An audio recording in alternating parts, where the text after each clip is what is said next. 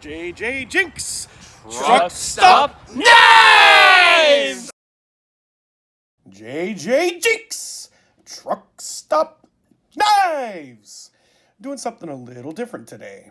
I'm going to take you through my top knives from video games. Now, I've been playing video games for a long time and I haven't played them all. So I'm basing my list off of my tastes, my preferences, my favorites. So if you don't see something from a Witcher game or Call of Warfare or whatever, it's because I didn't play those games. This is just my own personal list. Let's begin.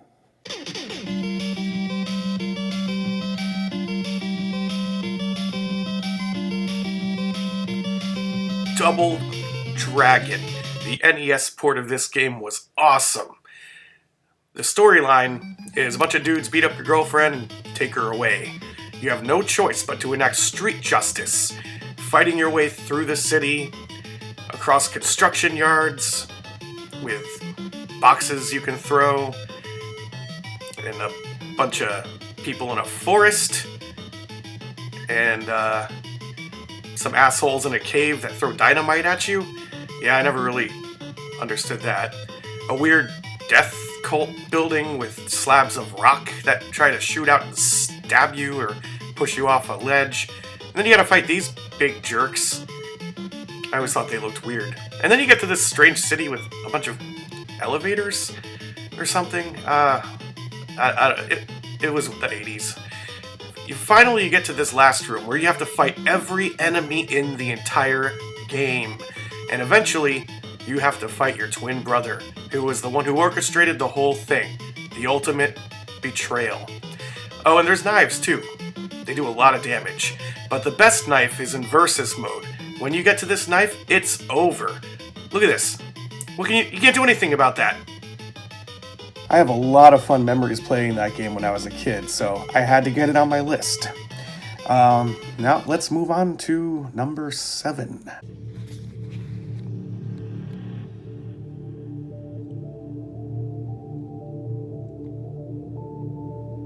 Subnautica is all about ambience.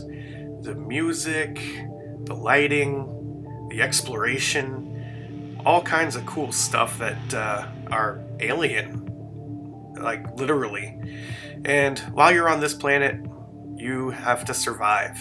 You've got to avoid dangers, avoid creatures, and try and figure out what happened, why you're here, and eventually how to escape.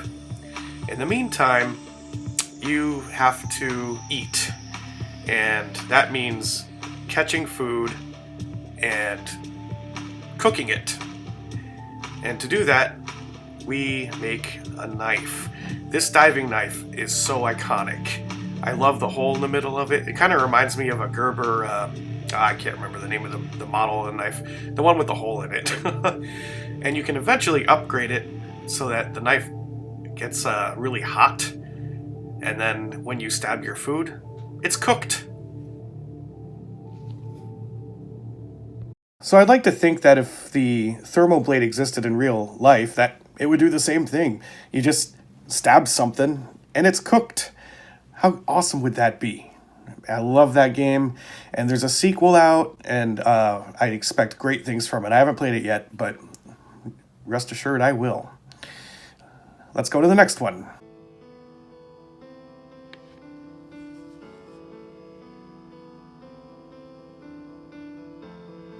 Seven Days to Die is one of those sandbox games. You just sort of get dropped into this world where everything's just dead.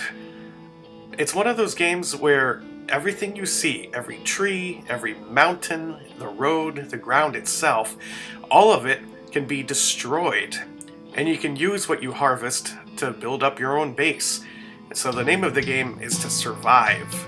And every 7 days, a horde of zombies comes after you. And as the game time goes on, it just gets harder and harder and harder. So you have to go about the world and just kind of find everything that you can. Food, guns, bullets, medical supplies, It's all out there. You just have to go get it. And after you have enough stuff, you can finally start building a base. But building a base and surviving isn't your only task. You gotta eat, right? And one of the ways you can get food in this game is to go hunting. There's wild animals around. Snakes, boars, vultures, and deer. So you can go out into the world and go on these little hunting trips. And when you spot a deer, you can kill it. Then you can take its bones and fashion a crude knife, which you can use to butcher other animals. How great is that? 7 Days to Die is one of my favorite games. I play it all the time. I've been playing it for years, and it's still under development, but it's a small but very dedicated team of developers. And every time they release new content, it just gets better and better and better. So I highly recommend that game. And if you do get it and want to play on PC, then let me know. Maybe we could join up in the same server. All right, let's go on to the next game.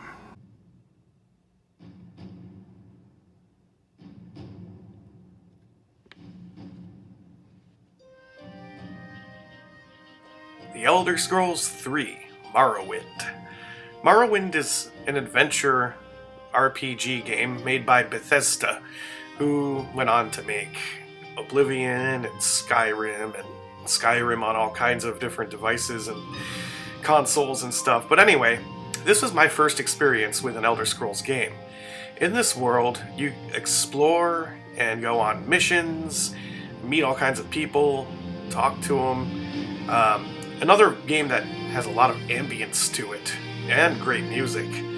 I remember the first time I played this, I had no idea what I was doing, but I had a great time. It was just intuitive enough so that you can figure out how to play it, and non-intuitive enough that you actually had to figure out a lot of stuff on your own. And I have a lot of fond memories of this game.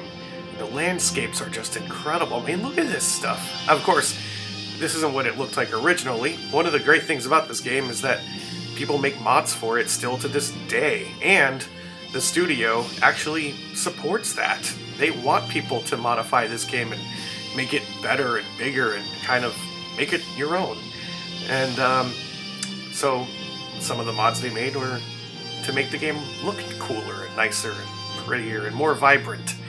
So what we're seeing is the result of years of passion and work that people have put into making this game really pop, really come alive. And there is a ton of lore. Relevant to this video is the lore behind a man named Kagranak, who was a dwarf. Dwarves are extinct in this game, but he was an engineer, and he made a bunch of tools, and one of the tools he made was a sword called keening, which is so powerful, he actually used it to make a god. And your character in this game has to find it to destroy a god. I am not kidding.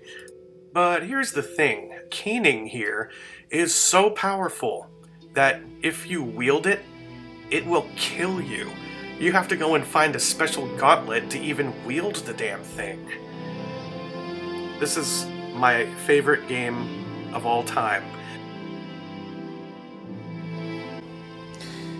I played this game so much. I remember the first time I played it, I was a freshman in college. It was spring break, and I was broke. So I couldn't go anywhere. I was stuck in my dorm. So I popped the CD in, loaded the game, and I played Morrowind for the next 24 hours straight. I was exhausted. But no other video game has ever pulled me in, immersed me, and engrossed me the way Morrowind did. And I know Elder Scrolls 4 and 5 are more popular, but this was my first Elder Scrolls gaming experience, and I will never forget it. Let's go to the next game.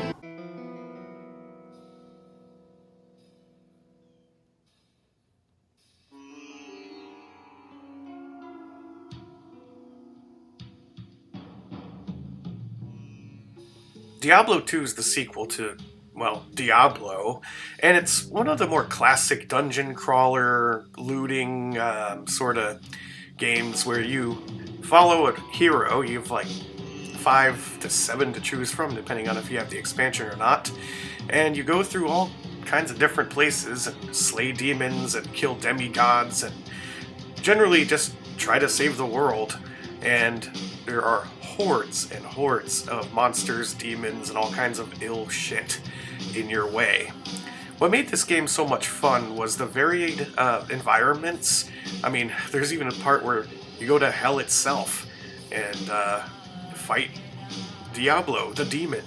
And the whole way you're collecting equipment and like armor, shields, swords, stuff like that. And you use all this stuff to try to kill the bad guys before they kill you. One of the items is a dirk, a unique dirk that's called the Diggler. Get it? Dirk Diggler? A movie from the 80s about the well-endowed male porn star? And that's why that knife is on this list. So Diablo 2 is another game I played a lot of. It was not without its issues, but ultimately I enjoyed the hell out of that game. There are people who still play it to this day. Not as many as there used to be, but now they have Diablo 3, which I don't know. I played that a little bit, didn't care for it in the end.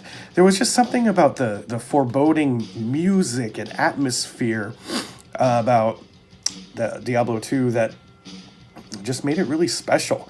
And with all the different characters and the varieties of skill trees and all that stuff, and all the items, it made it an unbelievable experience at the time. I don't know if I would enjoy it anymore because it's just kind of aged at this point, but I have picked it up every now and then, so it's still a good game in my book. Let's go to the next one.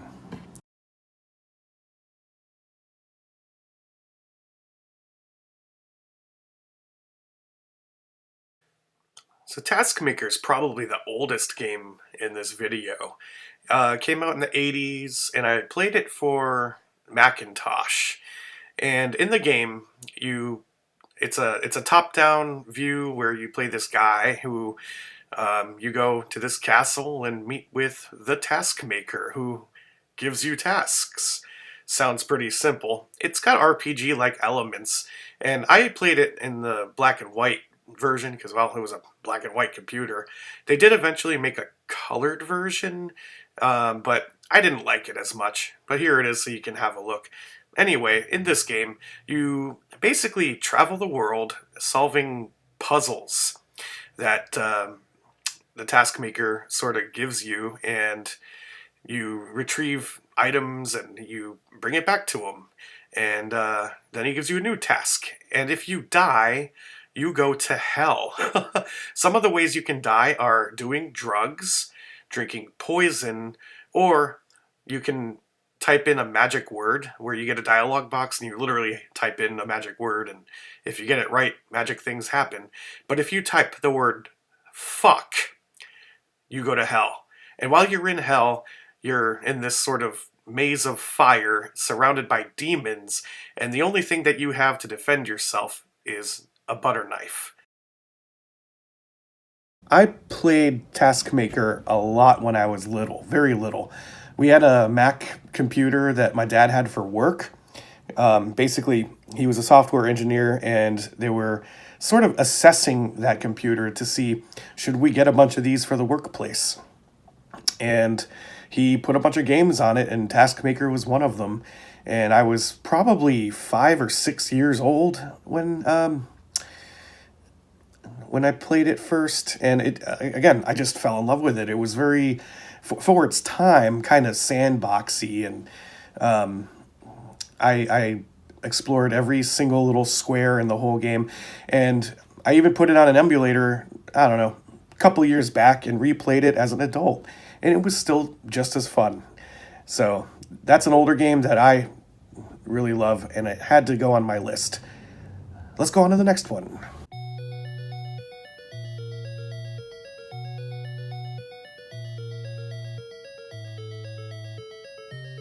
Like a lot of LGN games, Friday the 13th vaguely follows the story of the movie that it's named after. You go to Camp Crystal Lake, and there's a bunch of camp counselors and a bunch of kids, and it's your job to save the kids from Jason, who you encounter and have to fight.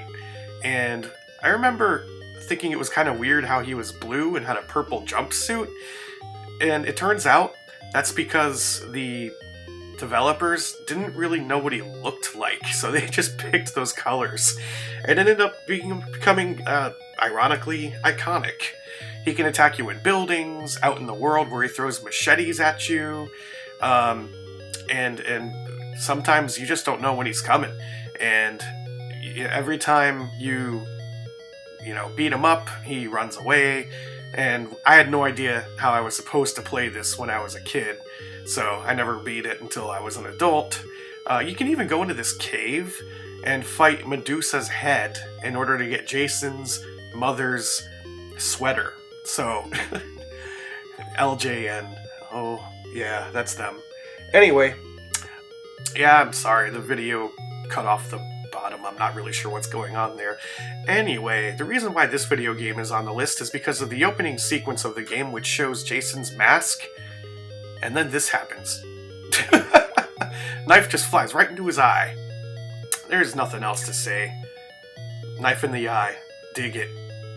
So, this is one of those games that I remember I never actually owned, but I rented it. You used to be able to rent video games from Blockbuster. Wow, that ages me.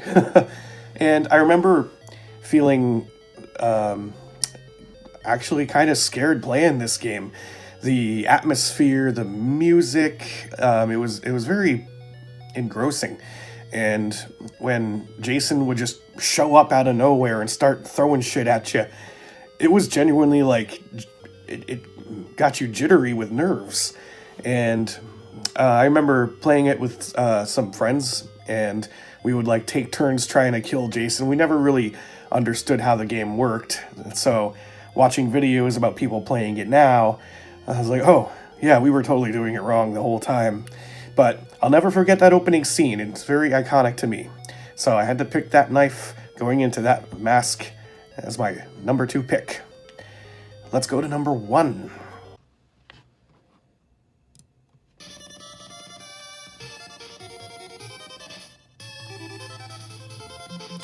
Here we have another example of LJN making a game that vaguely-ish follows the movie.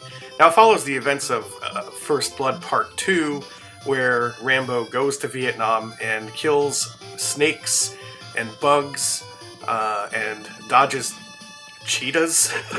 Yeah, I remember that from the game, or movie. He gets hurt by bubbles, I guess, and there's these weird flamingo things with, like, razor sawtooth beaks.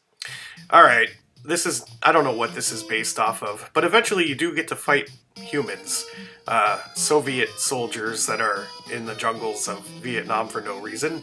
There's a little bit of platforming and boulders you gotta dodge, but the whole time you're using your trusty little knife.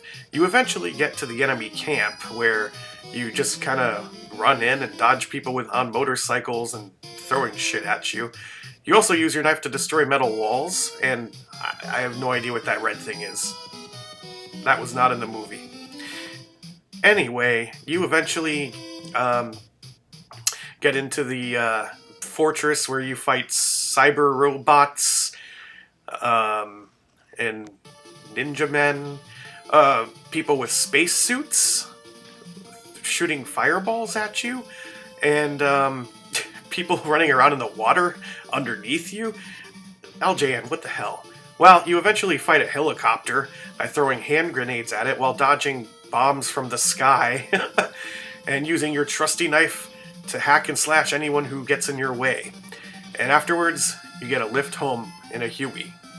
Upon getting back to base, your helicopter explodes for no reason, and now your knife can throw out giant Japanese characters and turn people into frogs. So, I wanted to review this knife in real life. And So I went into the game. I found John Rambo. He was fighting a cheetah or something. And I asked him if I could borrow his knife to make this video. And he said yes. So I got it right here.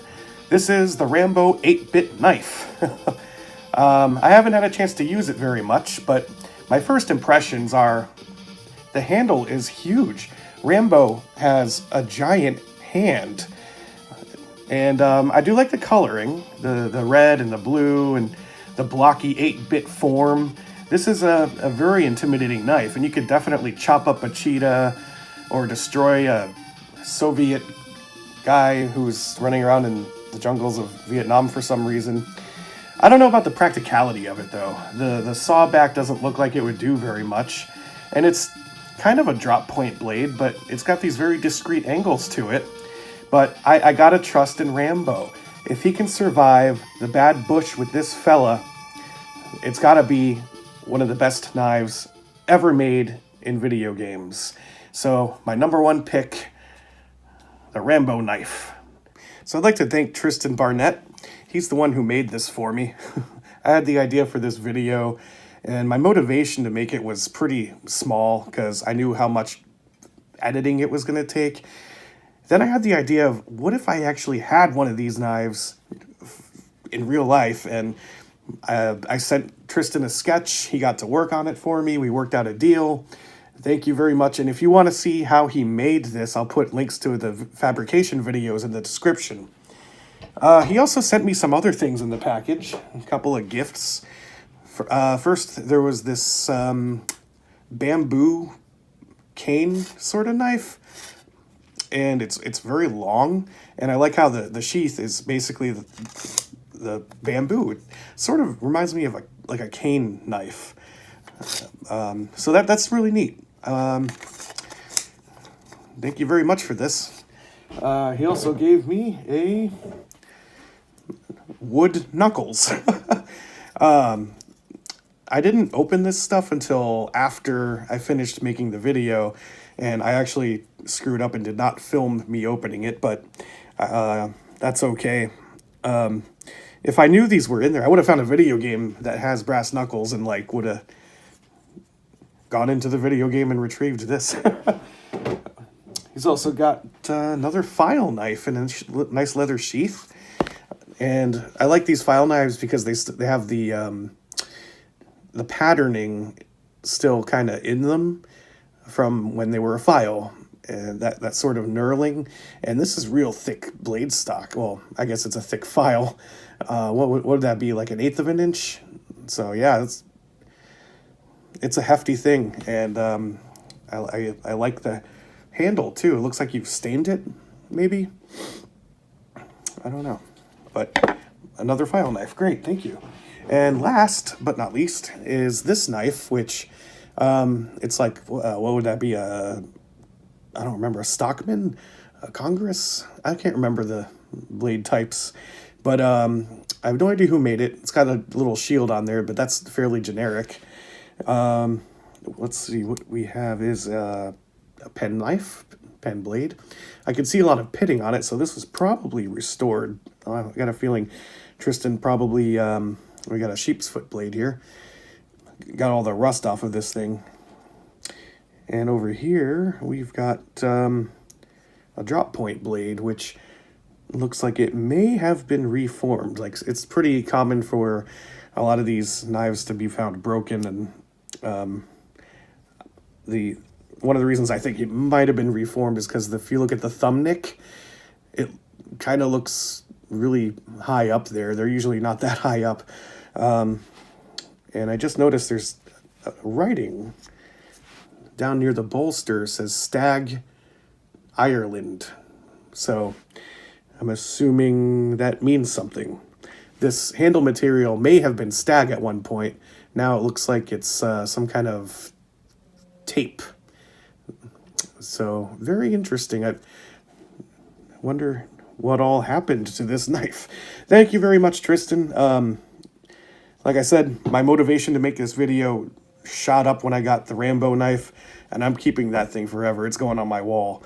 Anyway, I hope you've enjoyed this video. This has been JJJinks Truck Stop Night!